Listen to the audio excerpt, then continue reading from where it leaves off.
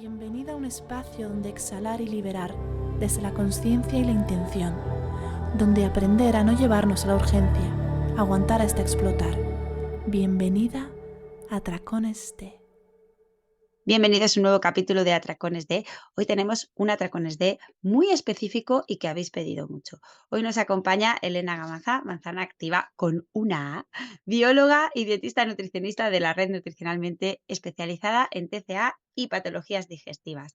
Y no podíamos invitar a mejor persona para hablar de TCA y patologías digestivas que a Elena. Bienvenida, Elena. Muchas gracias por aceptar mi invitación. Hola Juana, encantada de estar aquí.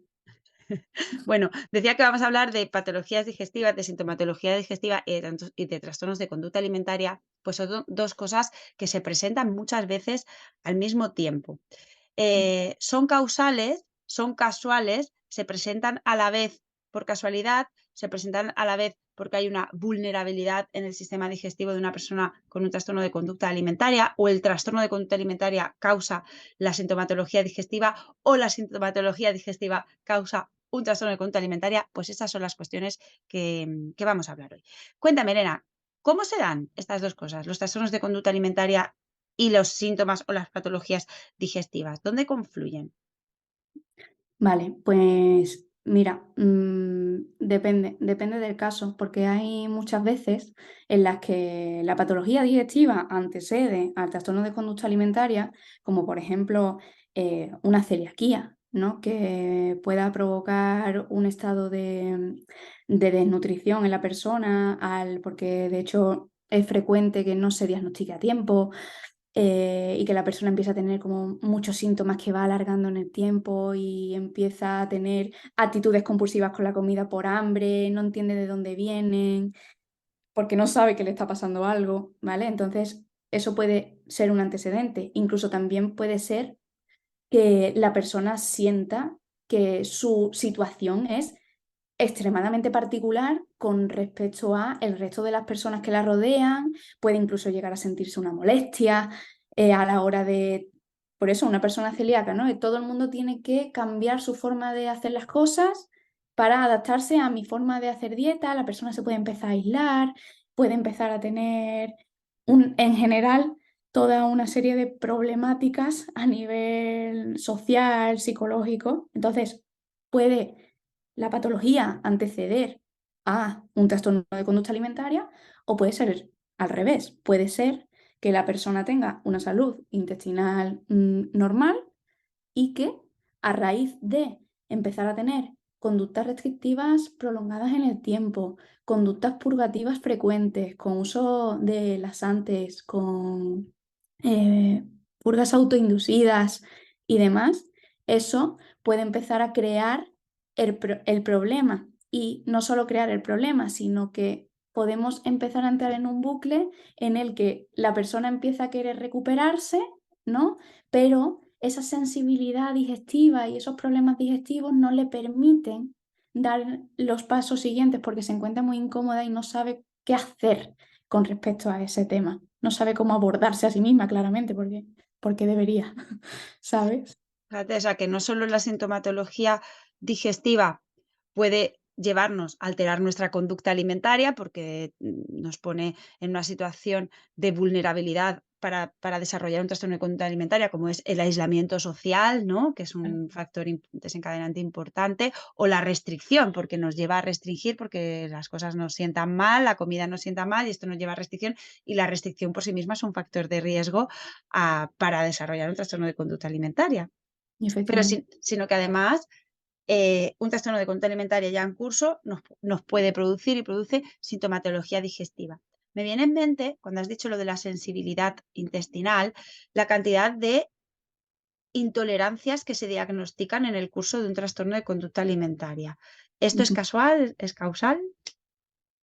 Pues depende, ¿no? Porque también en un trastorno de conducta alimentaria, como tú bien sabes, eh, puede verse de muchas formas diferentes, ¿no?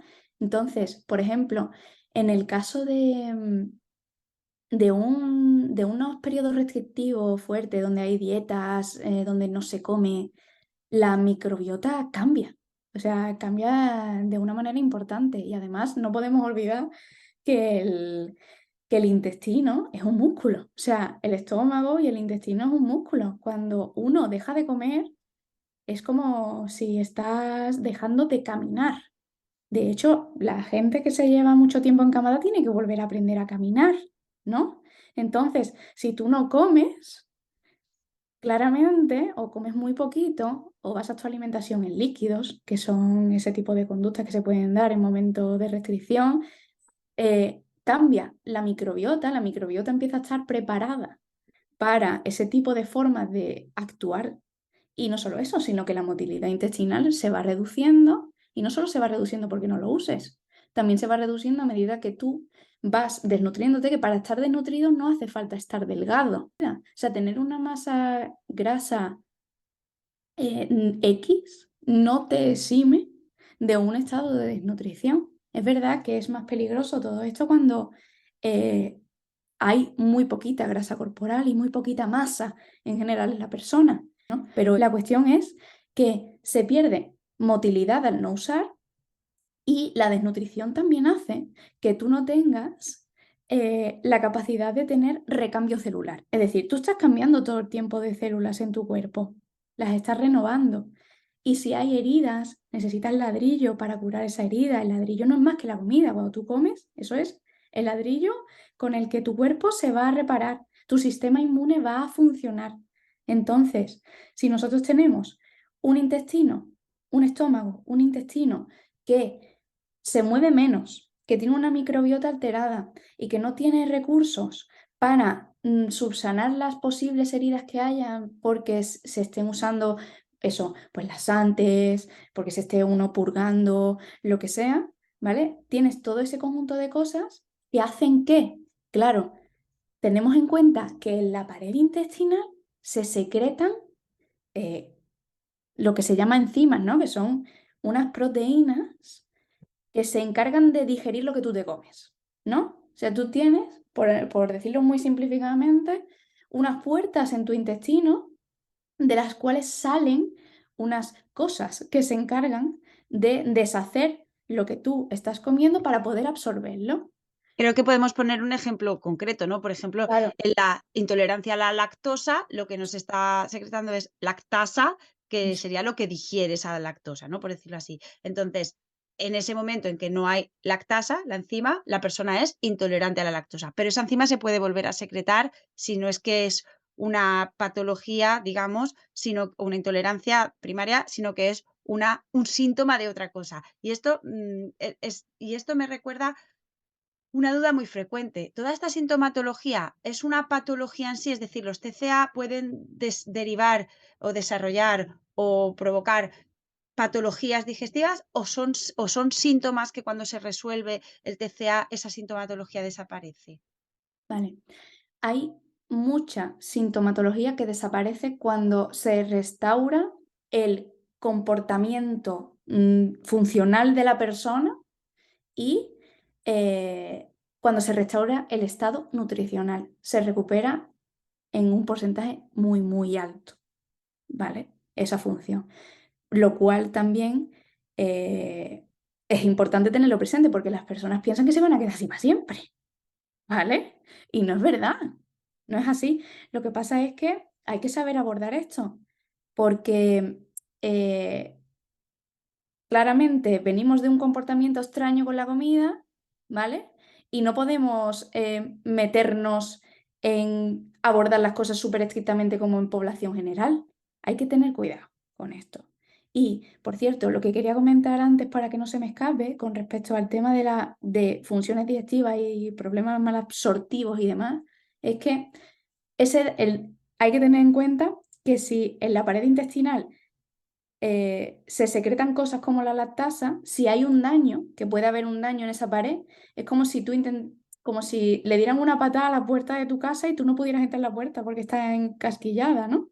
Entonces, algo así sucede. Cuando eso se restaura, pues las cosas vuelven a funcionar como tienen que funcionar, pero para funcionar como tienen que funcionar hay que hacer, porque aquí hay la necesidad de equipo multidisciplinar ya te lo digo, porque al fin y al cabo la conducta está muy afectada, ¿no? Y para restaurar un intestino que se encuentra en mal estado, hace falta, por ejemplo, tú no puedes empezar a volver a digerir lactosa si no la consumes, hay que consumirla. ¿Con qué exposición? Pues depende, hay que hacer un trabajo mm, conductual alrededor de ese tema, no es cualquier cosa, no es una población general a la que tú le dices, ah, vale, pues vamos a volver a meter, yo qué sé, queso fresco. A lo mejor la persona no quiere hacer eso, es que en estos casos el Claro, abordaje es diferente.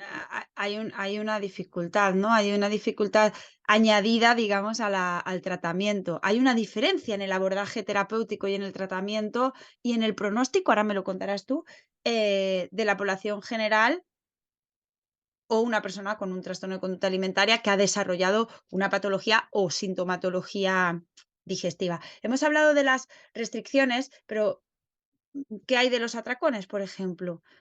Claro. Vale, pues en el caso de los atracones, lo que se ve más en cuanto a sintomatología y es sintomatología, no es patología, ¿vale?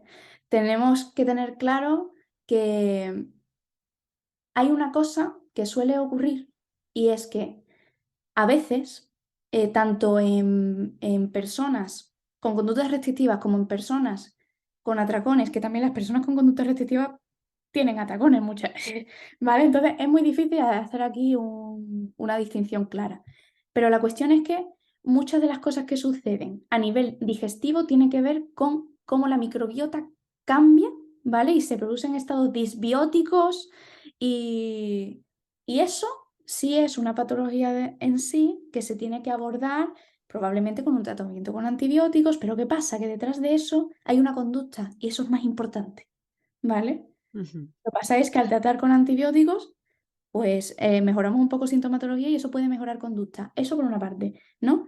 Y ahora voy a lo que me has O preguntado sea, en quieres concreto. decir, perdona, Elena, que tratar Sí, específicamente la microbiota con antibióticos o con lo que sea, con el tratamiento que sea, sin tratar la conducta, es un poco como intentar llenar un botijo con un agujero, porque es que, claro, lo que estás arreglando por un lado se sigue produciendo por el otro, no está teniendo solución. claro. Antes de que sigas, solo por puntualizar esto, Sí, sí, sí. ¿qué pasa cuando la sintomatología digestiva no es la consecuencia del trastorno de conducta alimentaria, sino que antecede? Es decir, una persona con, antes has dicho con celiaquía, que tiene atracones de cosas con gluten. Claro. ¿Cómo tratamos esto? Claro, bueno, ahí hace falta un abordaje psicológico de manual y luego otra cosa es que muchas personas que tienen patologías digestivas vienen del médico, ¿vale? Y resulta que ahí se le da una imagen de esto es de por vida, restricción brutal para toda la vida y no es verdad. No es verdad, pero como en sanidad pública no se contempla ninguna figura como la nuestra, de un dietista nutricionista, pues entonces la persona se va como diciendo, tengo una condena de por vida. Y la gente está haciendo, evidentemente, si tienes celiaquía, pues hay que hacer un abordaje sin gluten, pero es que estoy completamente segura de que la persona yendo con un profesional que no solo sepa de nutrición, que también sepa de cocina, ¿sabes? O que sepa que tenga un poco de idea de este tema, le abre un poco la puerta a la cabeza de las personas de, oye, que a lo mejor estás restringiendo muchísimo más de lo que deberías porque te has quedado con esa idea de la consulta médica, ¿vale? Oye, que a lo mejor las restricciones te están empeorando los atracones y con esos atracones empeorando la sintomatología, ¿no? Que también esto pasa mucho. Claro. Entonces yo creo que por un lado hay que abordar la parte de, oye, que hay vida después de esto y que seguro que te puede gustar mucho las comidas que haces a pesar de que tienes este problema. Y por otro lado, como a lo mejor la persona ya viene con un componente dañado a nivel social de haberse aislado mucho y demás, eso se tiene que trabajar por otra parte, ¿no? Es decir, oye, que seguramente la gente que te rodea puede entender tus circunstancias. Ujú. Eso ya es un abordaje de otro tipo, ¿no? Aunque tampoco hace falta ser lumbrera para, para decir algo así. Pero bueno, Sí, que, sí.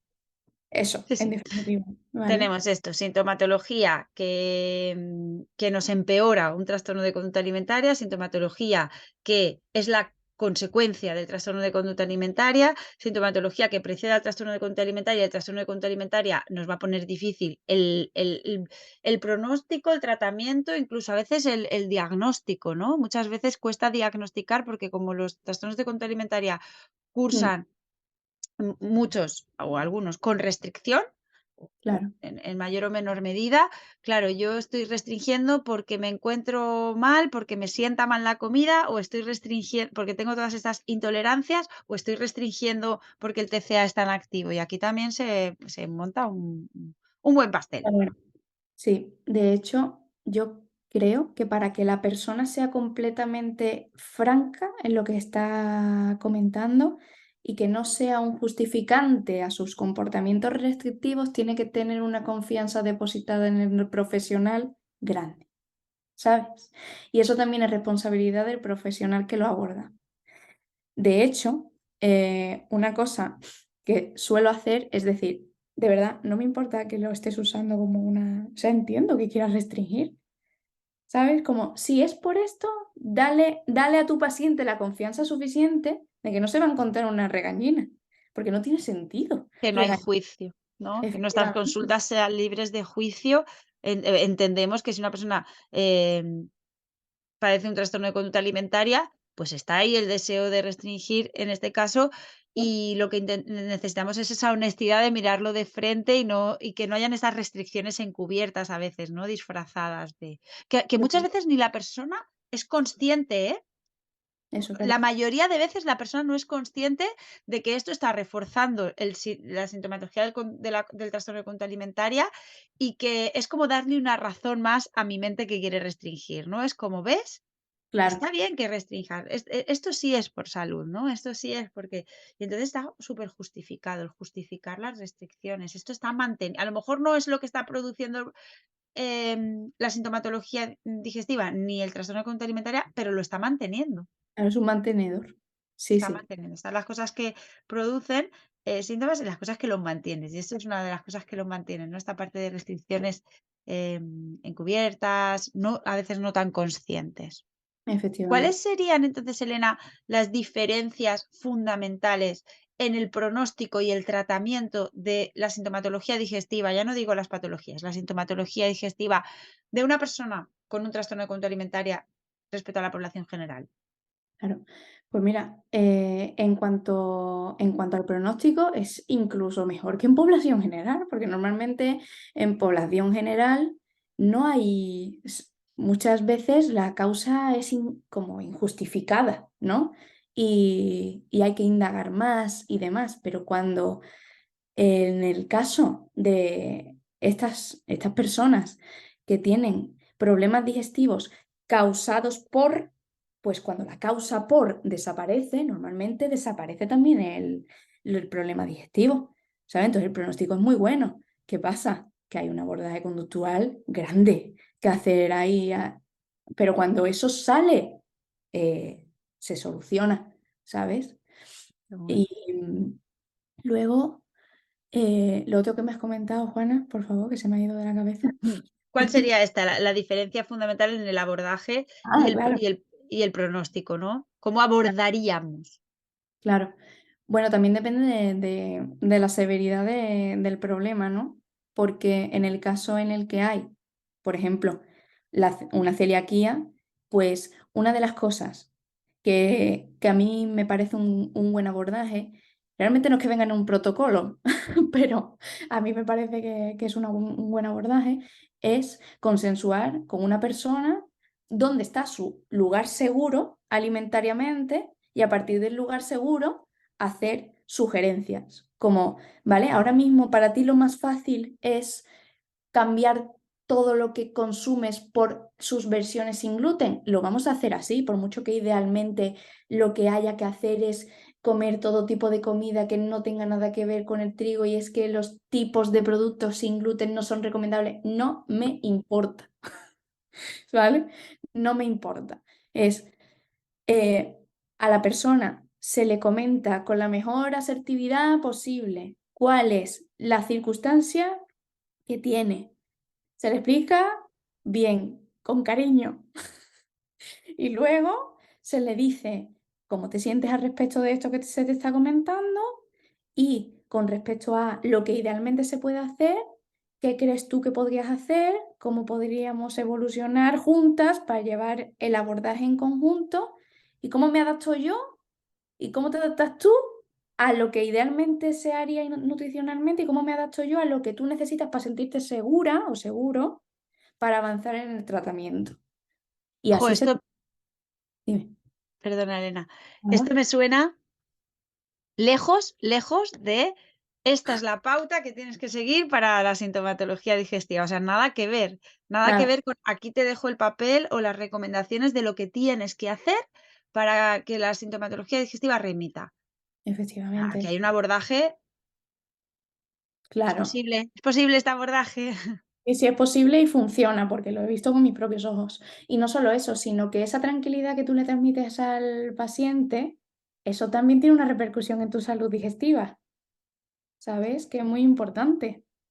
Total, Claro. totalmente, Mm, total. Hablabas de la desnutrición y sí, claro, aquí hay un tema, la desnutrición nos pone en una situación de vulnerabilidad a todos los niveles. Además de ser un estresor fisiológico, ¿no? Nuestro cuerpo está estresado, también hay una respuesta autoinmune. claro. ¿Cómo se relacionaría esto con la sintomatología digestiva? Claro, fíjate que en muchas ocasiones hay un hipotiroidismo latente, ¿vale? En algunas personas que se detona cuando ha habido un estresor muy grande. Y de hecho, un hipotiroidismo te ralentiza, ¿no? También un hiper. O sea, un hiper no te ralentiza, quiero decir que muchas veces, después de un periodo restrictivo grande, un estado de desnutrición, también puede ser por estrés emocional, por el propio estrés emocional que genera toda esta situación, se detonan muchas enfermedades autoinmunes, entre ellas lo que más frecuente se ve son las tiroiditis, el hipotiroidismo y el hipertiroidismo. Entonces, ¿qué ocurre? Que además, cuando hay un hipotiroidismo, como que el cuerpo se ralentiza, eso también ralentiza la actividad de tu intestino. Y eso también da sintomatología digestiva. De hecho, muchas veces el hecho de volver a renutrir a la persona hace que las cosas empiecen a funcionar de nuevo. Es que tenemos en cuenta que a veces, eso también es importante aclararlo, hipotiroidismo, porque la gente dice, ay, subclínico, ¿qué es subclínico? ¿Qué es hipotiroidismo de Hashimoto? ¿Qué es esto? Hipotiroidismo subclínico suele ocurrir cuando la persona está desnutrida, ¿vale? Y no tiene nada que ver con una enfermedad autoinmune, ¿vale? O sea, Pero a veces, sí, al final estamos hablando del metabolismo, ¿no? Y el metabolismo va a responder a la conducta a la alimentación. claro, efectivamente. Entonces, tú puedes tener un hipotiroidismo subclínico no asociado a patología autoinmune por el simple hecho de que te están faltando minerales, proteínas, ácidos grasos para formar las hormonas, igual que por eso también se dan las amenorreas hipotalámicas, porque es que no hay ladrillo para hacer las cosas, ¿sabes? Entonces, una vez que hay ladrillo para construir las hormonas, para construir la célula, para construir lo que sea que haya que construir, en ese momento se recupera la funcionalidad. Eso es un caso, ¿sabes? Pero luego hay otro caso en los que los estresores fuertes que tienen que ver con la restricción y que tienen que ver con todo lo... Porque, porque al final la restricción es un síntoma, ¿no? Entonces, hay un montón de situaciones estresantes que pueden detonar, sí, una enfermedad autoinmune como una tiroiditis de Hashimoto, que eso sí es autoinmune. Una enfermedad autoinmune es tu cuerpo atacándose a sí mismo. Y eso es detonado frecuentemente por estresores. ¿Se puede uno recuperar de un hipotiroidismo de Hashimoto? Sí, sin duda, porque también necesita una serie de nutrientes para que todo eso vuelva al estado en el que tiene que estar. Y sin pauta, ¿eh? O sea, si muchas veces eh, las cosas son mucho más sencillas de lo que parecen, lo que pasa es que a mí me da la sensación a veces de que la gente se quiere hacer como súper necesaria, la gente me refiero a los profesionales, súper necesaria diciendo, no, me necesitas a mí para que te diga esta pauta exactamente lo que tienes que hacer. No, es más fácil que eso, ¿sabes? Tú puedes dejar a la persona, evidentemente la guías durante un tiempo, pero la persona se va a poder defender sola. No va a tener que quien le diga que vas a depender de un profesional siempre para manejar, es que es mentira, ¿vale? Entonces, eso también lo quiero dejar claro porque quiero que se quede claro la idea de que te pase lo que te pase, puedes tener autonomía con lo que te pase después de haber dado con un profesional que te sepa guiar de verdad. Y guiar no es que te lleve crónicamente toda la vida, no tiene que ver con eso, tiene que ver con que te ha explicado las cosas como te las tiene que explicar y a lo mejor hacen falta seguimientos en momentos dados, pero no hace falta esta cronificación del paciente, ¿sabes? Ujú. O sea, fíjate.